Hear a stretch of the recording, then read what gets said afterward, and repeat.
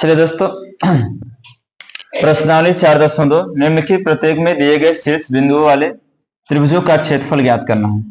पहले सवाल में हम लोग देख रहे हैं जिसके शीर्ष बिंदु है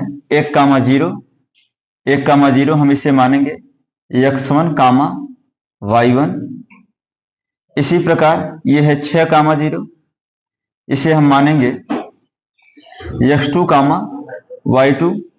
और इसी प्रकार 4,3 को हम लोग मानेंगे x3, y3। अब इसका सारणिक विधि से मान निकालना है, त्रिभुज का क्षेत्रफल निकालना है ना।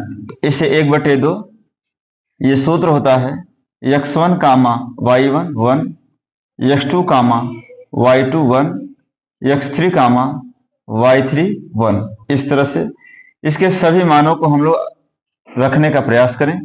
1/2 पढ़ेंगे x1 लिखेंगे 1, पढ़ेंगे y1 लिखेंगे 0 और 1 अपने आप रहेगा। इसी प्रकार पढ़ेंगे x2 लिखेंगे 6, मतलब 6 0, यहाँ पे 4 3, मतलब आराम से ऐसे उतार दीजिए 1 0 6 0 4 4 3 और इन्हें 1 से भर दीजिए। आइए अब हम इसका सारणिक विधि से मान निकालते हैं। सबसे पहले 1/2 लिखेंगे, है ना। तो चलिए बच्चों देखिए, अब हम लोग कह रहे हैं क्या, इसका मान निकालना है। 1/2 अगर हमें इसमें कोई जरूरी नहीं कि यही ले, चाहे आप पंक्ति लीजिए चाहे स्तंभ लीजिए, कुछ भी लीजिए, आप मान निकाल सकते हैं, है ना। जैसे हमने मान लिया कि 1 ले लिया, ये 1 है ना, तो इसमें जितने पंक्ति में है ये सब और जितने स्तंभ में ढक जाएगा, तो 0 का गुणा हो जाएगा 1 में और 1 का गुणा किस में हो जाएगा 3 के। तो 0 1 कम 0, पहले इसका गुणा करेंगे, बीच में माइनस लेंगे, 1 तिक्के 3 करेंगे।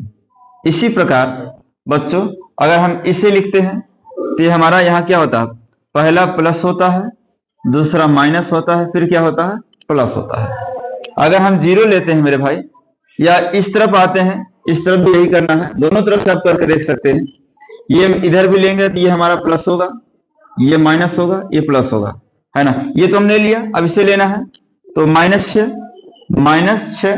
करना क्या मेरे भाई, जिस पंक्ति में है उसे ढक दो, जिस स्तंभ उसे ढक दो। तो 0 का गुणा 1 में करेंगे 0 आ जाएगा और 1 तिक्के 3 हो जाएगा।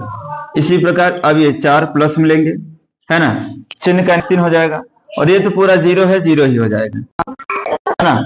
ये हमारा उत्तर हो जाएगा 15/2, है ना। क्षेत्रफल है इसलिए वर्ग इकाई होगा।